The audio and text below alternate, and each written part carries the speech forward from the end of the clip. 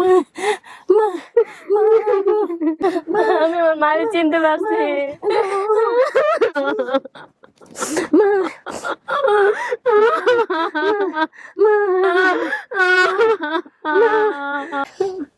বাবা নাই। তোমার বাবা ওই যে তুমি দেখছো অ্যাক্সিডেন্ট, তারপর আবার অ্যাক্সিডেন্টে বিদেশ মারা গেছে, মৃত্যু লাশ হয়েছে বাড়ি। অবস্থা তোমার এদের বেরিয়ে আইছি মা, এদের রাখলে তোমার বাবা উনি গেলে তো কত খুশি হইতো মা। সবাইকে অনুষ্ঠান শোনার আগে বিনীতভাবে অনুরোধ করছি আমাদের চ্যানেলটি সাবস্ক্রাইব করবার জন্য। এখানে সাবস্ক্রাইব বাটনটি আছে, প্লিজ ক্লিক করবেন। পাশে একটা বেল বাটন আছে, বাটনটি অন করে নেবেন। সবার প্রতি রিকোয়েস্ট থাকছে। Thank you very much. আসসালামু আলাইকুম প্রিয় দর্শক এবং শ্রোতা, আপনাদের সবাইকে আমন্ত্রণ জানাচ্ছি র্যান্ডম থটে। র্যান্ডম থট বলতে সূচনা পর্বে। এবং মিনা বা বিনা এই ছিল ওনার নাম। তবে এখানে একটা মজার বিষয় ঘটেছে যে আসলে ওনার নাম যে কয়টা এটা নিয়ে আমরা রীতিমতো কনফিউজ। তো সেটা নিয়ে আমি আগেই কোনো মন্তব্য করবো না, এটাই হলো বলার।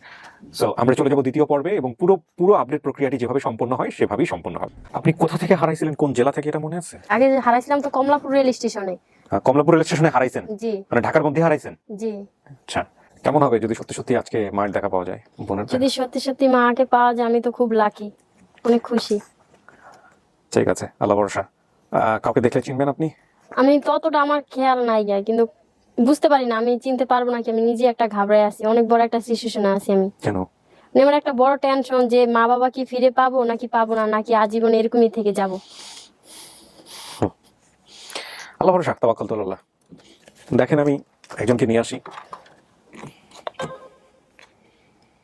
বলো অনলি, ঠিক আছে? আর ওই যে দুইটা যেটা বললাম ওটা নিয়ে হচ্ছে ঢুকবে। যদি ইলেকট্রিসিটি চলে যায় সেক্ষেত্রে তুমি সোজা স্টুডিওতে ঢুকবা।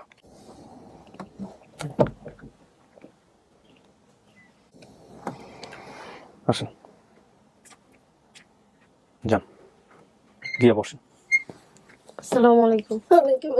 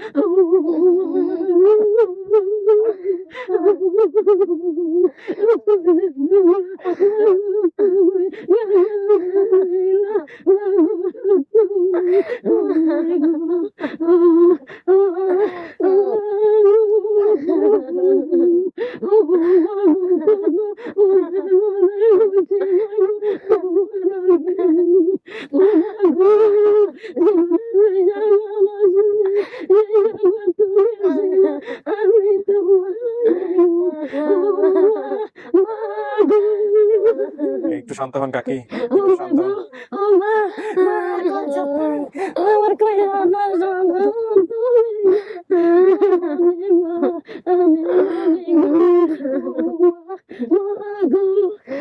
বছর আগের ঘটনা, 18 থেকে 21 বছর আগে।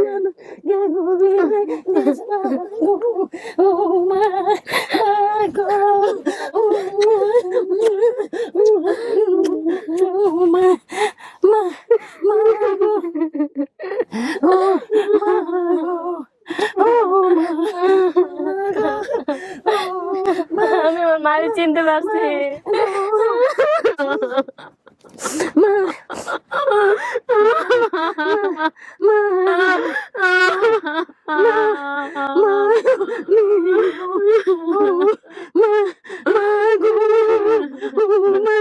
বাবা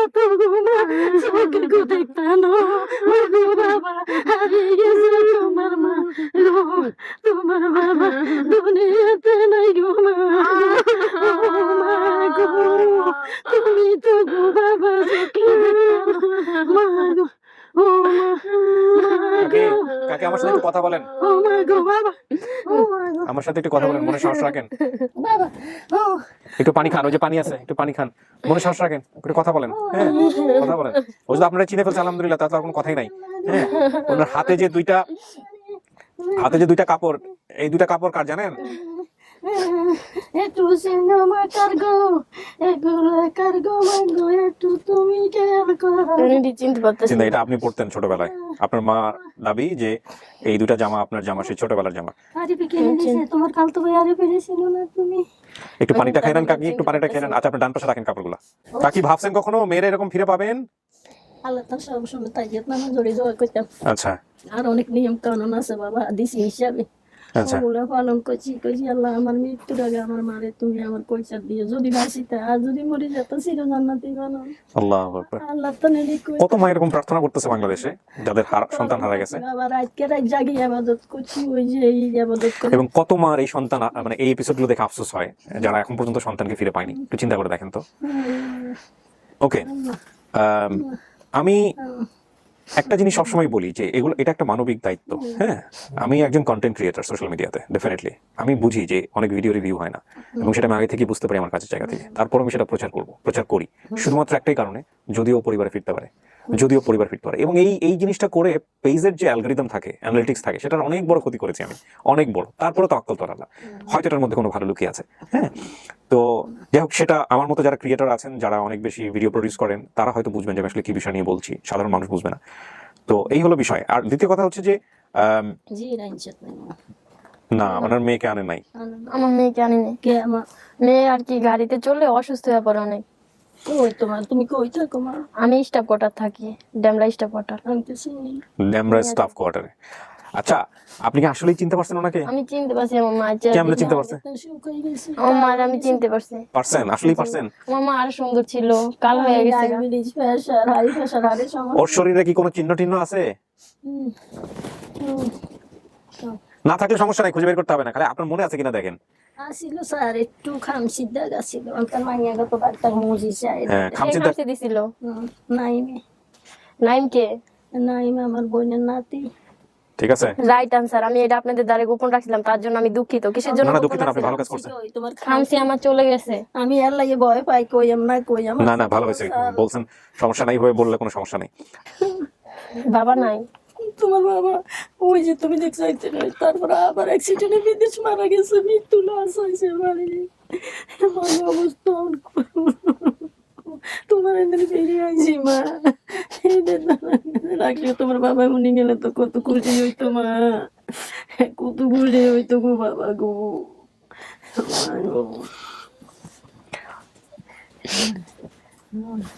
আপনাকে অনেক ধন্যবাদ আমার মা ফিরে দেওয়ার জন্য। আর যে ভাই বিদেশের ভাই যে ফোন দিয়ে জানাইছে, তারে আমি অনেক লাখ শুকরিয়া, তার জন্য অনেক দোয়া করি। আপনার প্রত্যেকটা টিমের জন্য আমি খুব দোয়া করি যেন আপনাদের খুব ভালো হয়। নামাজ পড়ে দোয়া করব যেন আপনাদের খুব ভালো হয়। আমি ওই সোর্সটা আইডেন্টিফাই করতে ভুলে গেছি আজকে, এটা বের হওয়ার পরে ওটা সঙ্গে সঙ্গে আইডেন্টিফাই করতে হবে। আমি যখন ওদেরকে নিয়ে ব্যস্ত থাকবো তখন তুমি আরিফ ভাইকে, তা আমি বললাম সে আমার কি লাগে আমি নিজেও জানি না, ভাই লাগে না কাকা লাগে আমি জানি না, কিন্তু আমি দোয়া করি সে যেন দীর্ঘজীবী হোক। এবং কি করছে আপনারে? আমি শুনছি সে বলে বিদেশের এই ভিডিওর খবর দিছে, তার জন্য আমি তাকে অনেক দোয়া করি। সে আপনাকে বলে জানাইছে। কেমনে জানছেন এটা? আমি তো বলি এটা জানছি আপনার ভিডিওতে জানছি, বিদেশের এক। ও আচ্ছা, আমি যে প্রাথমিক আপডেট কি দিছিলাম ওনাকে নিয়ে, হ্যাঁ দিছিলাম, ওখানে বলছিলাম, ভুলে যাই এত আজকাল। আমার কাছে ফোন দিছে, ভাবি এই অবস্থা, আমি সেইখানে ইয়ে করছি।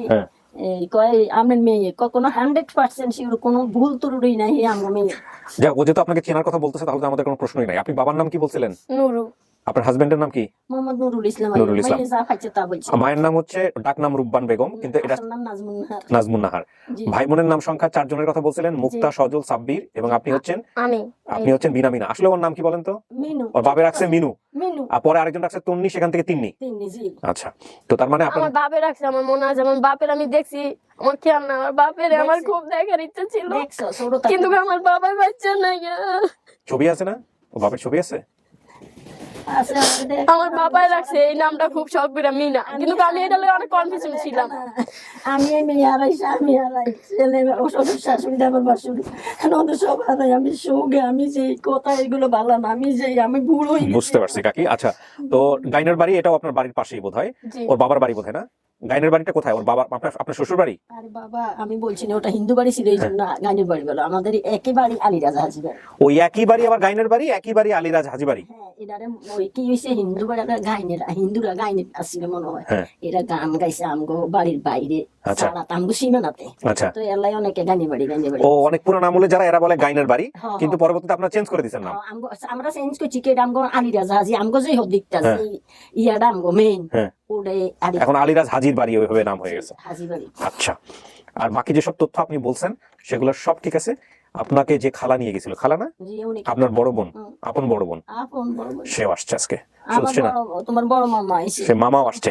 আমি মামা মামার কথা জানি না, সেটা আমি বলতে পারি না। এবং আমি শুধু তা ছোটবেলায় না, হারিয়ে গেছি তো। আপনার হচ্ছে বাকি যেসব আরো যারা আপনার যে তথ্যগুলো দিচ্ছেন এগুলো সমস্ত কিছু মিল আছে। ঢাকা শহরে যেখান থেকে আপনি হারাইছেন, যেভাবে বর্ণনা দিয়েছেন সেই বাড়িও সমস্ত কিছু হুবহু মিলছে। জি, আলহামদুলিল্লাহ। কাওলা তান হারাইছে, কাওলা হ্যাঁ। রেলগেটটা চিনেন না? হ্যাঁ। এই রেলগেটের এখন আপনি যে জন্ম সনদ দিচ্ছেন আমাদের কাছে, সেই জন্ম সনদে আমরা দেখতে পাচ্ছি যে আপনার জন্ম হচ্ছে 2014 সালে। নিবন্ধনের তারিখ এটা না, সরি মাফ করবেন, ওর জন্ম দেওয়া হয়েছে, তারিখ দেওয়া হয়েছে কত সালে? জন্ম তারিখ 1995 সালে। আর আপনার বাবার নাম দেওয়া হয়েছে আব্দুর রাজ্জাক মীর, মায়ের নাম দেওয়া হয়েছে রহিমা বেগম। এরা কারা? এরা যারা আমার পাইলা বড় করছে পাইলা বড় তাদের করছে। জন্য অনেক NID বড় হইলো আমার। এনআইডি কার্ড হয়নি আপনার এখনো? না, আর আপনি যাদের কাছে বড় হয়েছেন ওদেরকে নিয়ে আসেন না কেন আজকে? আমার ভাই আসছে, সেই ভাই আসছে ওই যে আমার। ভাই বাচ্চাকে সাথে করে নিয়ে যে জি। আসছে, ঠিক আছে। আর আমার মহিউদ্দিন, মনিয়াপুর তুমি জন্য এক মিনিট, খুব দোয়া। মহিউদ্দিন, তুমি বাইরে চলে যাও। আর যে মনিয়াপুর জানলা জন্য আমি টানলা যদি পাইছি প্রয়োজন হয় সেই খুলে দিবা। মনিয়াপুকে আমি আনছি। আর হচ্ছে ওই জি। যেটা বললাম ওটা রেডি রাখবা, আমি আসতেছি কিছুক্ষণের মধ্যে। কলিং বেল দিলেই করে নিও। কিন্তু আমার মনিয়াপুর জন্য অনেক খুব দোয়া। আর বিশেষ করে আমি আপনাকে খুব শ্রদ্ধা করি। আমি আপনাকে বড় করে একটা সালাম জানাই, আসসালামু আলাইকুম। আর আপনার পুরো টিমকে, কারণ আপনাদের জন্য আমি পাওয়া জানি না ভাই, আমি অনেক কিছু করছি। যে জায়গায় বলছে মা যে হুজুরের দ্বারে যাও, পানি পোড়া খাইলে তোমার মা বাপ খাইবা, এই খাইবা, জানেন আমি অনেক কিছু মানত দিছি। এই মা বাবার কারণে, ভাই বোনের কারণে আমি মানত করছি যে আল্লাহ আমার মা বাপ পেয়ে গেলে আমি তো একটা এতিম, আমি এতিমখানায় 5টা কোরআন শরীফ দান করবো। আমার শ্বশুর বাড়ি ফ্যামিলিতে এত বিরাট অবস্থা না, তারা সামাজিক আর কি মধ্য ফ্যামিলি, তারা যে আমার জন্য চেষ্টা করবো, তার জন্য টাকা পয়সা লাগে কিন্তু পাই না। কিন্তু আপনাদের লাখ লাখ শুকরিয়া যে আপনি এতিম মেয়েদেরকে ফিরিয়ে দেন, ভাই বোন সবাইকে ফিরিয়ে দেন, তার জন্য আপনাকে অনেক রিকোয়েস্ট। আপনার যেন আল্লাহ খুব জান্নাতি করে, চির জান্নাতি করে।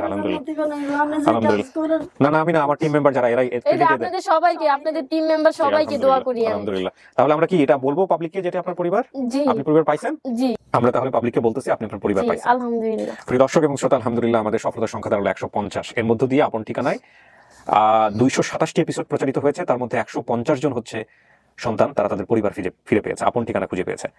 বাকি যারা এখন পর্যন্ত পায়নি তারা প্রসেস আছে, এবং তাদের জন্য বেশি বেশি করে আপনারা দোয়া করবেন যেন তারা পরিবার খুঁজে পায়। এক আর 2 নম্বর হচ্ছে যেটা আমাদের ইন টোটালি সফলতার সংখ্যা দাঁড়ালো 150 এবং লস্ট অ্যান্ড ফাউন্ডে 30, তার মানে 180 জন। ইনশাআল্লাহ আমরা খুব শীঘ্রই যাতে সেঞ্চুরি করে ফেলতে পারি, ডাবল সেঞ্চুরি, সেই দোয়া চাই। তো আমি আর কথা বলবো না, বাইরে যারা আসছে চলেন তাদের যেমন সাথে। লাগে আমি স্বপ্ন দেখতেছি ভাই, আমি এই জগতে নাইগা। আপনার জন্য খুব শুকরিয়া আমার, জি, আপনার পুরো আলহামদুলিল্লাহ। টিমের জন্য, আলহামদুলিল্লাহ, আর মনিয়াপুর জন্য। আমি এই ভিডিওর সোর্স কারা ছিল আমি আজকে খেয়ে হারিয়ে ফেলেছি। আমি সোর্সের সাথে কথা বলবো লাস্টের দিকে গিয়ে। ঠিক আছে, আসেন, চলে আসেন।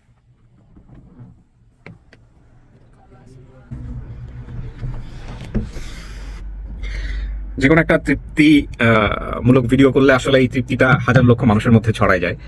তো আসলে ওরা যেই পরিমাণ মিলে ঝিলে একটা পরিবার আরেকটা পরিবারকে যেভাবে রিসিভ করলো, এইটা একটা অন্যরকম শান্তি দেয়। তো এই শান্তিটা যারা ভিডিওটা দেখেছেন তারা পেয়েছেন নিশ্চয়ই। তো এই পিসটা নিয়ে শেষ করছি, আলহামদুলিল্লাহ। এটাও অনেকদিন মনে রাখার মতো একটা ভিডিও। আল্লাহ মিনুর বাবাকে জান্নাতবাসী করুক, সেহেতু আমরা করব। এবং এই ভিডিওর মধ্য দিয়ে আরেকটা মেসেজও কিন্তু ক্লিয়ার হলো যে একজন প্রবাসী যখন দেশের বাইরে মারা যান, তারপরে 3-4 মাস লাগে তার লাশ বাংলাদেশে আসতে। তার মানে একটা জিনিস আপনারা চিন্তা করে দেখেন, বাংলাদেশের অর্থনীতি 2 শ্রেণীর মানুষের পরিশ্রমের মধ্য দিয়ে দাঁড়ায় আছে। এই যে এত বৈশ্বিক মহামন্দা, এত ঝামেলা, এত কিছু, এই যে পদ্মা সেতু বা অন্য যত রকমের আমাদের সত্য কথা বলতে যেটা যে মেরুদণ্ড সোজা করে অর্থনীতির মেরুদণ্ড সোজা করার যে ব্যাপারটা, বা আমরা যেই অহমিকা বা আমরা যেই কনফিডেন্সের জায়গাটা বলি, সেটা মূলত 2 শ্রেণীর মানুষের কারণে। একটা হচ্ছে এই পোশাক শিল্প, যারা পোশাক শিল্পের শ্রমিক যারা, তাদের। আরেকটা হচ্ছে যে বৈদেশিক রেমিটেন্স। বছরের পর বছর, 15 বছর 10 বছর ছেলেমেয়ের মুখ দেখেন না, শুধুমাত্র গায়ে গতরে খেটে তারা দেশের জন্য, দেশের মানুষের জন্য পয়সা পাঠান, পরিবারের জন্য পয়সা পাঠান, পুরো জীবনটা শেষ করে দেয়, গোল্ডেন টাইমটা শেষ করে দেয় এখানে। তারা এয়ারপোর্টে ঢুকলে তারা বিব্রত হয়, তারা ছুটিতে আসলে বিব্রত হয়। 20 বছর 15 বছর দেশের বাইরে কাজ করার পরে যখন অনেকেই ফিরে আসে, পরিবারের সাথে ম্যাচ করতে পারে না, সেটা আরেক রকমের কষ্ট। এবং এই মানুষগুলো মারা যাওয়ার পরেও যখন 3-4 মাস লাশ ফ্রিজ অবস্থায় থাকে, সবার ক্ষেত্রে হয়তো কেস এরকম না। আমরা এটার উপরে একটা মুভিও দেখেছিলাম কিছুদিন আগে, আমাদের প্রিয় তৌকির স্যার, উনি বোধহয় এখন দেশের বাইরে আছে, নট শিওর, অসাধারণ একটা মুভি বানিয়েছিলেন, এত ক্লাইম্যাক্স শুরু থেকে শেষ পর্যন্ত সত্য ঘটনা অবলম্বনে। তো এগুলো নিয়ে আমার মনে হয় সরকারের অনেক বেশি ভাবা উচিত, দৃষ্টি দেওয়া উচিত। বিশেষ করে প্রবাসী কল্যাণ মন্ত্রণালয়ে যারা আছেন তাদের অনেক বেশি কাজ করা উচিত। তো অনেক ধন্যবাদ। আমরা শেষ করছি আজকের এই ভিডিও, আনন্দের মধ্য দিয়ে শেষ হোক। আমরা আরো এরকম চমৎকার ভিডিও যেন আপনাদের জন্য নিয়ে আসতে পারি সেই প্রত্যাশা নিয়ে আজকের মতো এই পর্যন্তই। আসসালামু আলাইকুম। সবাইকে অনুষ্ঠান শোনার আগে বিনীতভাবে অনুরোধ করছি আমাদের চ্যানেলটি সাবস্ক্রাইব করবার জন্য। এখানে সাবস্ক্রাইব বাটনটি আছে, প্লিজ ক্লিক করবেন। পাশে একটা বেল বাটন আছে, বাটনটি অন করে নেবেন। সবার প্রতি রিকোয়েস্ট থাকছে। Thank you very much.